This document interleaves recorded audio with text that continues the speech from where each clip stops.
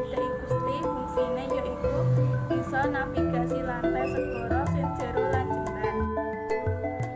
Dadi rong raksasa kasebut ya iku inkarnasi Bathara Indra lan Bathara Bayu. Werkudara takon marang Bathara Indra, "Persis apa kaya pungsusuhe angin?"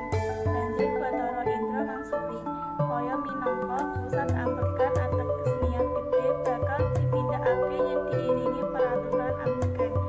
Kalem pikiran netepake 5 perkara sehat lan kalem rasa." Banjur Bratasena bali menyang omah, takon karo guru maneh. Nuli Bratasena bali nyangking gurune Resi Drona.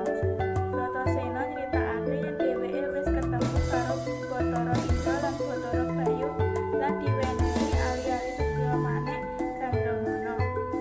Bratasena mangsuli pitakon maneh babagan ilmu pengetahuan, banjur mangsuli lan jawab lan ujar yen isih apa sasmita sing kudu dibukuhi kanggo golek ilmu kesempurnaan kasebut. Kon apa guru? Resi Drona dawuh supaya golek banyu kesucian utawa tirta pawirta sing ora ing segara minangka kalbu. Bratasena langsung mangkat. Bratasena njaluk izin saka ibune Kunti supaya golek banyu nanging diblokir karo ibune. Kanthi tekad sing kuat, Bratasena ora nggatekake tembung ibune. Bratasena budhal lan nalika iku para sedulur Pandhawa metu kanggo ndedonga marang Bratasena. Ing tengah perjalanan, Bratasena dicegat déning Anoman tunggal Bayu, Kakang Mahendra, Jajat Mareka, Gajah Sikubanda sehingga Bratasena muleh. Kanthi tekad sing kuat, Bratasena ora gelem dikandhani malih nganti pungkasane ana perang saka dheweke.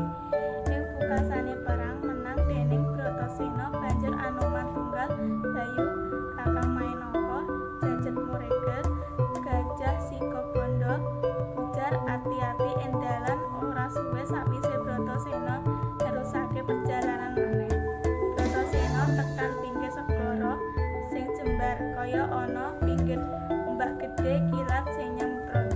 Bratasena nyilem menyang ngisor segara kanggo golek tirta pawirta. Sadurunge tekan lantai segara, dheweke kepethuk ula sing ukuran wit pol. Bratasena uga berjuang sing pungkasane menang déning Bratasena. Sakepete teka Dewi Ruci marang Bratasena yen dheweke wis bisa nahan hawa nafsu sing ditambahi déning kemenangan Bratasena nalika ketemu ula kasebut. Sakwise ibadah kasebut, Bratasena menyang Dewi Ruci lan takon kepiye dalan kesempurnaan lan rasa seneng sing abadi. Banjur Bratasena dikongkon mlebu ing awak Dewi Ruci. Lan ing jero Dewa Ruci, Bratasena rumangsa seneng, tentrem lan kepenak.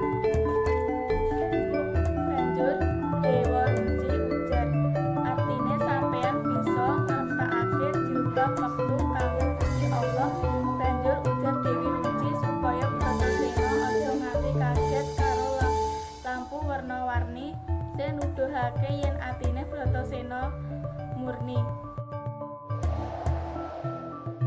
Jaluk bantuan ing ngendi Bratasena lan pas karo janji Drona yen nganti awan Bratasena durung mulih, Drona bakal ngetutake dheweke.